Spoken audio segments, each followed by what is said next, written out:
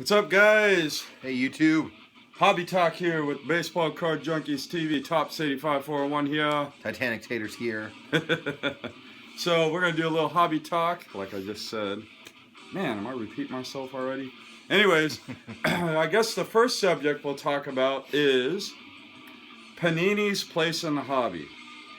And this is specific for baseball card collecting only, because Topps is, as everybody knows, right now, currently it has the only full licensing where you can have the team logos and all that. Yeah. So I just want to talk about Panini's place in the hobby. I know there's a lot of discussion about it. I know a lot of people don't like Panini. A lot of people don't mind it. I don't think there's anyone out there that actually loves or prefers Panini over Topps. But me, I'm just going to share some of my Panini cards from my Barry Bonds collection. Eric's got a card he wants to show off as well. Too. Yeah, why don't you start with yours? I'll start with my Panini. This is the, I think it's 2015 Panini, Aaron Judge, Prism Auto.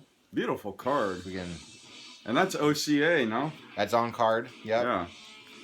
So anyway, that's the fun card. Yeah. All right, and then I'll show some of my Paninis. Now, what I love about Panini is when you get a card with a patch. Just look at that patch, just unbelievable. Maybe they're able to afford better patches because they don't have licensing. They don't have to pay all the money for licensing. I don't know, but for the value that you get for some of their cards, I mean, this is just beautiful. This is from Flawless. I think some of it may be that they don't have to pay for licensing, but I think other part is they really want to be able to compete with Topps, and regardless of licensing, why would you not want a patch that looks like that? Yeah. Right? Like, yeah. Another thing that I like about what Panini does is they're utilizing the college uniforms. So that way they have full logos. So that's a nice card there, college. And then also, a lot of times when you get an image, like notice how it's got Bonds back to you, they're able to use the name and the uniform number as long as it doesn't have like the outer color, like the orange, for example. On the Giants, it just has the black, but they can't use the orange in addition to the black, which is kind of weird. But those cards look great, man. They do look great, and I do appreciate Panini for the products that they do produce. And then also, like with their rainbows. yeah, their choice of designs beautiful for their Prism offerings are gorgeous. You have the camo, the purple flash, the tie-dye.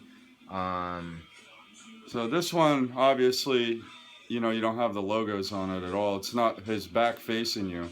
But they just do a great job with their refractor rainbows and stuff. The red power, the pulsars. So for me, when I because I didn't pay attention to Panini at all until 2014, and the reason why I started paying attention to them is because they did not make any cards of Barry Bonds from 2007 till Panini started making them in 2014.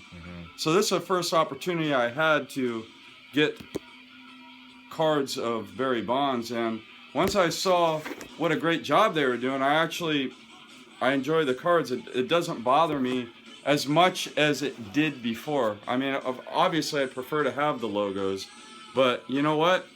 They look good. They do a great job, and I mean, my hat's off to Panini. Yeah, definitely Panini. I mean, they just have great designs, in my opinion. Yeah. I actually have a number of those Flawless. I have 2 of the Flawless patches and autos. One with the A's, one with the Cardinals from McGuire. I have the Fresh Ink from when he was in college, or transitions, whatever they call it, college to majors. And then I have one just of the college. Yeah, they do a good job with the USA uniforms as well. Yeah. So it is nice to have a little bit of variety out there, and generally I would say I give Panini thumbs up. How about you, Eric? But put your thoughts down below. I know a lot of people don't like Panini or Topps because of redemptions, but that's a whole separate video that I don't even want to get into because I'm not a box breaker, so redemptions don't bother me. Well, if you don't like Panini or Topps, what are you going to collect? shit, you might as well you might as well just stop collecting. Yeah. I mean, redemptions are just part of the hobby nowadays. There's so many players and they have to collect so many autographs. It's just impossible, to time all that perfectly for product release. So, especially with guys like Chris Bryant, Mike Trout, Bryce Harper. Yeah. All those guys whose autographs are highly sought after by, not just Topps and Panini, but, all their organizations and stuff that they do. If you're a singles collector like me, though, redemptions are irrelevant because I don't care about redemptions. I don't break product. So. Yeah, exactly. Yeah, we wait for people to redeem, and then we buy from them. Yeah. So a little more hobby talk. Something that we've been talking about a lot and that we've seen is Mike Trout. Oh, my God. That 2011 Topps update rookie card. Oh, that card's going nuts. Crazy. For a base, essentially a base product in today's market for what's out there, to have a sale value of like average, like what right now it's about $130, $140 average sale. For a raw one, right? For a raw one. Yeah. 10s are going for what, 300? 300. Oh, that kind of reminds me what the Mike Trout frenzy reminds me of. Excuse me, I have a hiccup there. But anyway, so back in 1998 when McGuire-based rookie cards were selling for $250. Yeah. And it was just like, whoa, this is something you buy out of a pack of 1985 Topps, and it's a $250 card. Now look at it. It's a, a $5 to $20 card depending on what kind of deal you could find it at. But that's kind of what it reminds me of. However, I think Trout has a much better shot at getting in the Hall of Fame than McGuire. But at the time, everyone thought McGuire was like, that's the year he hit 70 home runs, so he was the hottest player in baseball. Trout, once he makes it in 10 years, is a sure in for the Hall of Fame. Yeah. Regardless of what he does from that point on. Yeah, kind of like Pujols after his first 10 years. Yeah, he's already got 2 MVPs.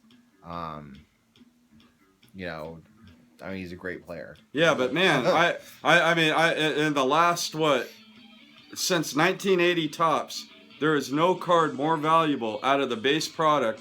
Something from base Topps, whether it's Series 1, Series 2, or the update card, worth more than that Mike Trout update. And we're not talking about any of the parallels. We're just talking about the basic. Just the base offering. Yeah, that thing is just wow.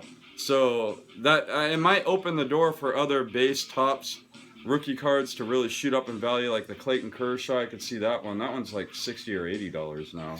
And I think that one's valued so high because of the Trout update rookie. I think part of that is because in Topps specifically, he has the Topps Finest and the Topps Update. Yeah. Those are his only 2 Topps brand cards that year, I believe. Oh, for Trout? For Trout. Yeah. Well, he's got Bowman, but that's a Topps. But he's got Bowman Chrome. Or Bowman, it's Bowman Draft and Bowman Chrome Draft that he has. Yeah, I think that. Yeah. So it doesn't show any signs of slowing down. Not either. It just seems to be climbing and climbing and climbing. But the thing about Trout, which is interesting, is he does have prospect cards before 2011. Yes. So it's not like that's his only option to get like the key rookie card. I mean, you could go and get his Bowman Chrome prospect cards as the key card to get. So I don't know, that card just fascinates the hell out of me. I mean, when that card was selling for $100, I was like, there's no way. And I'm talking like a PSA 10 selling for $100. I was like, there is no way that card's going to go up in value. And in the last 3 or 4 months, it's doubled, maybe even tripled, which is crazy. It's gone up quite a bit. And then along with that, like rookie cards with resurgence in value, in general, I'm sure a lot of you guys are aware of this, but like the 1980s PSA 10s are going through the roof. It has to be PSA, not BGS, not a BGS 9.5, but PSA 10s are going through the roof. And of course, Bonds and Clemens have really, those are the key cards that are just going nuts right now. Yeah. Obviously, people are anticipating that they're going to make it into the Hall of Fame, which, I mean, obviously after Bagwell got in, after Pudge got in, and after Piazza got in, not McGuire, but Bonds and Clemens, they're going to get in. they're going to get in, and it looks like Vladimir Guerrero is going to get in next year. So I mean, there's no steroid talk about Vlad though. No, I've heard. I have heard. Have you? And then you have to let Bonds and Clemens get in so that you can put David Ortiz in, because I know people that he's going to get in. David Ortiz is going to get in, but there's no way you could put David Ortiz in and not put Bonds and Clemens in. Yeah. So that's just the way. I'm sure that's how hobbyists are looking at the Hall of Fame situation. And I think that opens the door for a lot of other players as well. Yeah. I think you have to start opening the door for everybody at that point. Who's buying? Anyway. I got allergies. So we got to end this video because I don't know how much room I have on my phone. But anyways, guys, thanks for watching. Comment down below. Let us know what you think. And happy collecting. Peace. Peace sells, but who's buying?